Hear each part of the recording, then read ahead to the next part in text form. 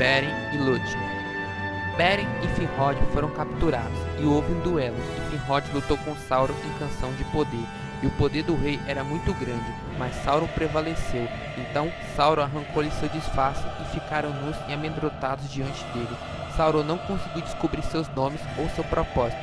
Lançou-ao, portanto, em uma cova profunda, escura e silenciosa, e ameaçou matá-los cruelmente, ao menos que um deles traindo os demais. E um lobisomem devorava um dos companheiros de Finrod, mas nenhum deles traiu seu senhor.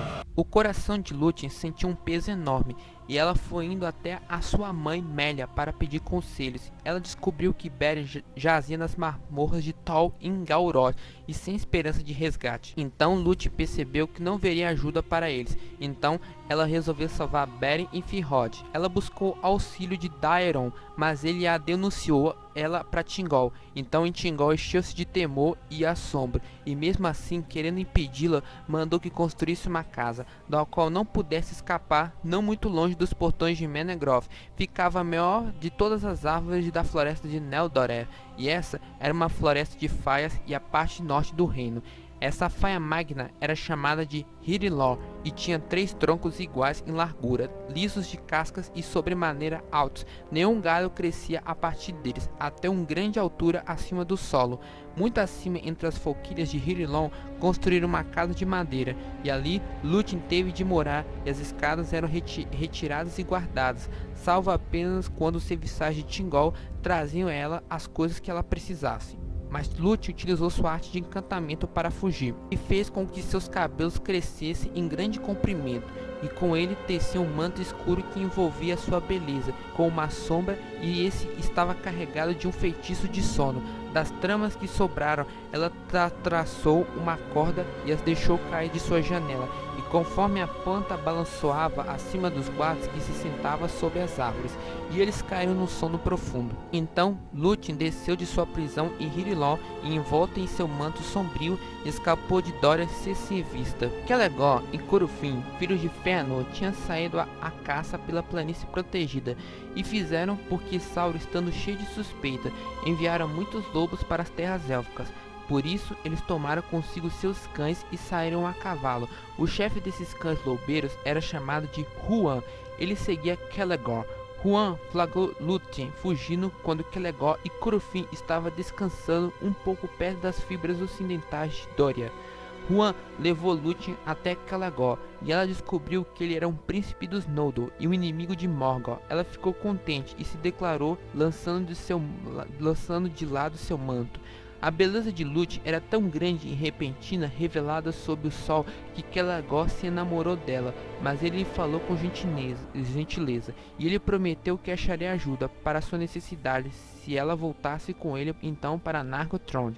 Assim interromperam a caçada e retornaram a Nargothrond, e Lúthien foi traída, pois eles aprenderam e lhe tiraram o manto e não permitiam que passasse dos portões ou falasse com qualquer um, salvo os irmãos Celegor e Curufin.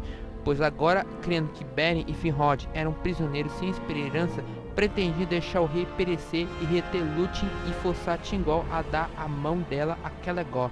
Assim eles aumentariam seu predomínio e tornar-se-iam os mais poderosos dos príncipes dos Noldor. Celegor enviou mensageiros a Thingol, defendendo a sua proposta. Huan era de coração verdadeiro, e o amor por Lúthien cairá sobre o cão na primeira hora de seu encontro com ela. E ele chorava por seu cativeiro, portanto via a miúde a câmara dela, e à noite deitava-se à sua porta, pois ele sentia que o mal tinha chegado a Nargothrond.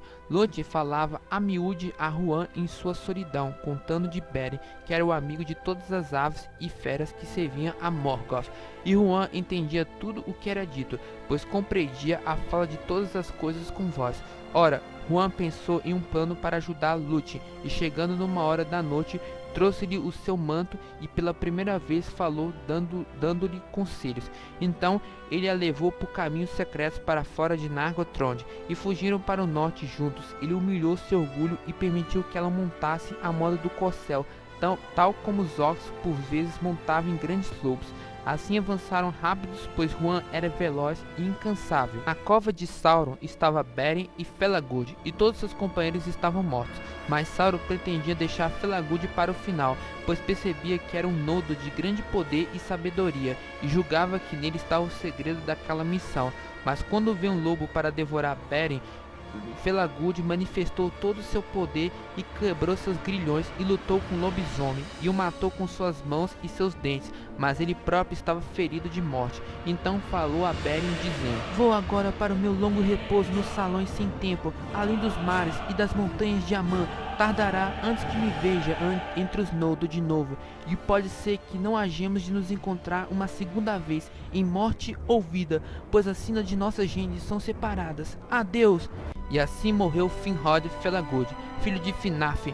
Morreu então nas trevas de Tol em Galroth, cuja grande torre ele construirá. Assim, o rei Finrod Felagund, o mais belo e o mais amado da casa de Finaf, cumpriu a sua jura, mas Beren o prateou em desespero.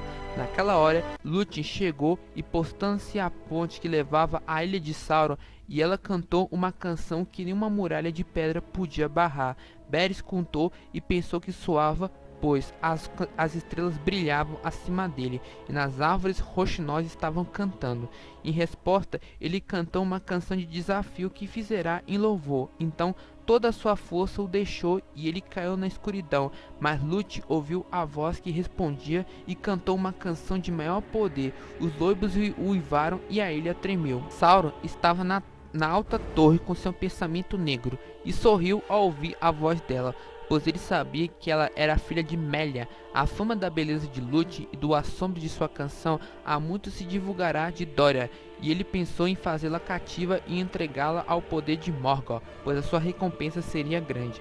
Portanto, Sauron enviou um lobo à ponte, mas Juan o matou silhosamente. Sauron ainda mandou outros, um a um, e Juan os tomou pela garganta um a um, e ele os matou. Então Sauron enviou Draugluin, uma fera terrível de antiga maldade, senhor e pai dos lobisomens de Angband. Seu poder era grande, e a batalha de Juan e Draugluin foi longa e feroz. No final, Draugluin escapou, fugindo de volta à torre, e morreu aos pés de Sauron. Enquanto morria, contou a seu mestre: Juan está lá. Ora, Sauron bem sabia, como todos dos daquela terra, a sina que foram decretada para o mastim de Valinor, e viu em seu pensamento que ele mesmo havia de fazê-la cumprir.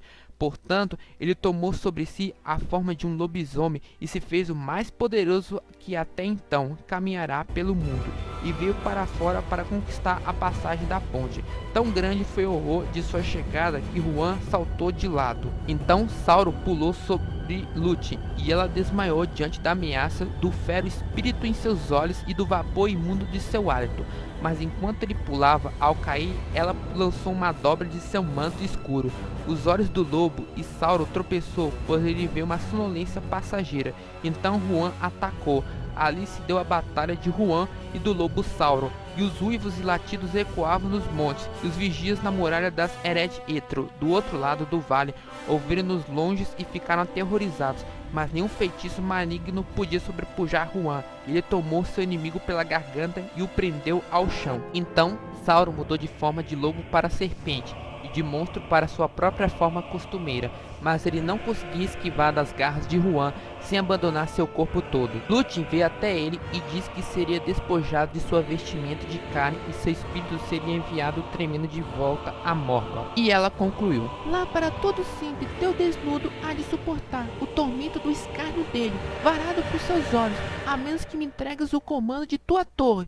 Então Sauron se entregou e Lúthien tomou o comando da ilha, e Juan soltou Sauron, e de imediato Sauron tomou a forma de um vampiro grande, com uma nuvem escura à frente da lua, e fugiu derramando sangue de sua garganta sobre as árvores, e chegou a Tar no Ifum, e habitou ali, enchendo a mata com horror. Lúthien se postou à ponte e declarou seu poder, e soltou seu feitiço que juntava pedra a pedra, e os portões foram derrubados, e as muralhas abertas, e as covas desnudas, e muitos servos e cativos vieram para fora em assombro e temor, protegendo os olhos da pálida luz da lua.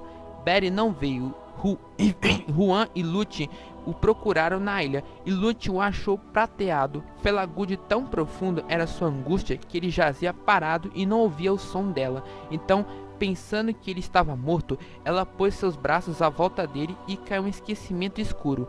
Beren, voltando à luz e saindo das fósseas do desespero, fê-la levantar e contemplaram de novo um ao outro, e o dia nascendo acima dos montes escuros brilhou sobre eles. Enterraram o corpo de Finrod e Felagude sobre o topo da colina de sua própria ilha, que estava pura de novo, e o túmulo verdejante dele permaneceu inviolado. Mas Finrod caminha com seu pai Finarf sob as árvores em Eldamar. Continua no próximo episódio.